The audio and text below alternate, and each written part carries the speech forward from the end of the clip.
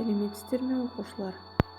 Мен Бекжанова Бақтыгүл Өмірзақовна, Маңғыстау облысы Мұнайлы ауданының нөмірі 7-ші орта мектебінің өзін-өзі тану пәнінің мұғалімімін. Біз бүгін 4-ші сыныптың 30-шы сабағы туған жердің әсемдігі тақырыбында сабағымызды бастаймыз. Сабағымыздың құндылығы сүйіспеншілік, қасиеттері: жақсы көру, қамқорлық, бауырмалдық.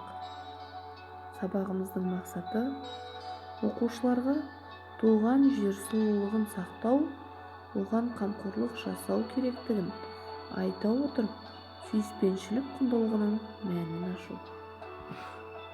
Ендеше балалар, сабағымызды 5Т ережесімен бастайық. Сабағымызда тәртіп сақтап, талапты болып, татулықта бірге жүріп, тазалық сақтап, тыныштықта отыратын болсақ, сабағымыз ойдағыдай өтеді балалар. Ендеше нұрға бөлену. Ыңғайланып отырыңыздар, денелеріңізді түзу ұстаңыздар. Аяқ қолыңызды айқастырмаңыз. Қолдарыңызды тізеңізге немесе үстел үстіне қойыңыздар. Көздеріңізді жұмып елестетіп көріңіз. Күн нұры сіздің төбеңізден өтіп, кеудеңізге қарай бойлап барады. Кеудеңіздің орта тұсында гүл түйнегі орналасқан. Гүлдің түйнегі нұрдан баяу ашылып келеді. Балғын және таза әсем гүл сіздің әр ойыңызды, әр сезіміңізді, эмоцияңызбен тілек қалауыңызды шайып, жүрегіңіздің қауызын ашады. Нұр сәулесі сіздің бойыңызға ақырын тарай бастаған елестетіңіз. Ол біртіндеп күшейе түсуде. Оймен осы нұрды қолдарыңызға түсіріңіз. Сіздің қолдарыңыз нұрға бөленіп, сәуле шашуда. Қолыңыз тек жақсы, ізгі істер істейді және баршаға көмектеседі. Енді нұр аяқтарыңызға тарады. Аяқтарыңыз нұр сәулесін шашуда. Олар сізді тек жақсылық жасау үшін жақсы жерлерге ғана барады. Олар нұрмен махаббат құралына айналады. Одан әрі нұр сіздің аузыңызға, тіліңізге тарады. Тіліңіз тек шындықты және жақсы сөзді ғана айтады. Нұр құлақтарыңызға бағыттаңыз. Құлақтарыңыз тек жақсы сөзбен, әсем әуенді ғана естиді. Нұр көзімізге де келіп жетті. Көзіміз тек жақсыға қарап, бәріне жақсылықты ғана көреді. Сіздің басыңыз түгелдей нұрға бөленіп, басыңызға тек ізгілік, сәулелі ой келеді. Нұр бірте-бірте қарқын жолана бастайды. Сіздің денеңізден шығып, жан-жағына сәуле шашады. Осы нұрды туысқандарыңызға, мұғалімдеріңізге, достарыңызға, таныстарыңызға бағыттаңыз.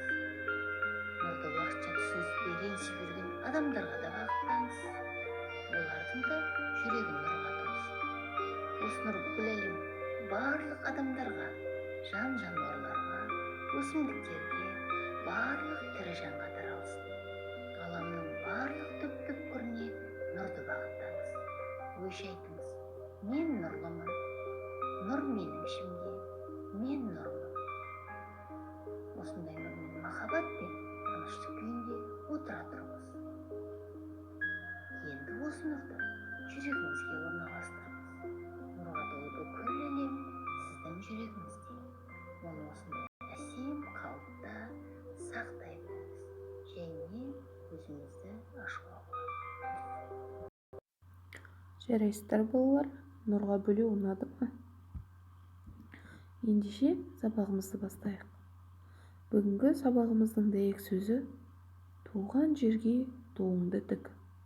Нақыл сөз. Балалар, туған жер дегенді қалай түсінесіңдер? Дәйек сөзден қандай ой түйдіңдер?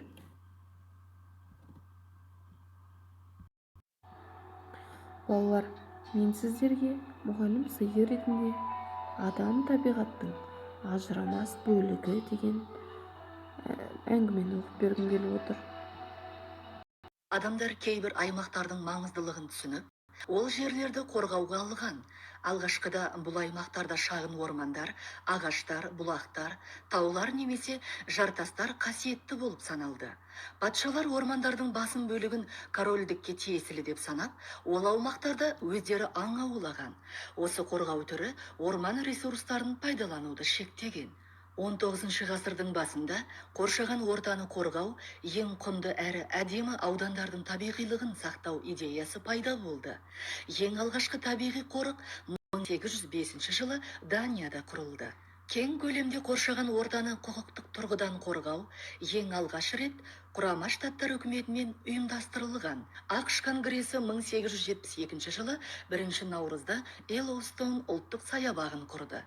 Ұлттық саябақтар кейіннен Австралияда 1879 жылы, Канадада 1885 жылы пайда болды. 20 ғасырдың басында қоршаған ортаны қорғаудың бұл түрі бірқатар Европа елдерінде енгізілді. Дания, Швеция, Ресей. Қазіргі таңда әлемде 3000-нан астам ұлттық саябақ бар. Осылардың ішіндегі айрықша маңызға ие саябақтар халықаралық заңмен қорғалған. Ендеше балалар, нұрға бөленіп болсақ, мен сіздерге сұрақтар қойғым келіп отыр. Жаз мезгілінде табиғат қалай түрленеді? Адамдар күн нұрына, гүлдер мен құстарға неліктен қуанады? Жазда балалар немен айналысады? Жазғы табиғат адамға несімен қызықты? Өздерің тұратын жердің жазғы табиғаты қандай? Ендеше балалар, келесі бізде шығармашылық жұмыс. Шығармашылық жұмысты 135-136 беттегі 5-6 тапсырмаларды орында. 5 тапсырмада туған жер әсемдік аясы тақырыбында эссе жазыңдар. 6 тапсырмада туған жер тақырыбына 5 жол өлең синклейн құрастырып жазыңдар. Топпен ән айту. Осымен сабағымыздың соңғы сәтіне де жеттік балалар. Топпен ән айтамыз.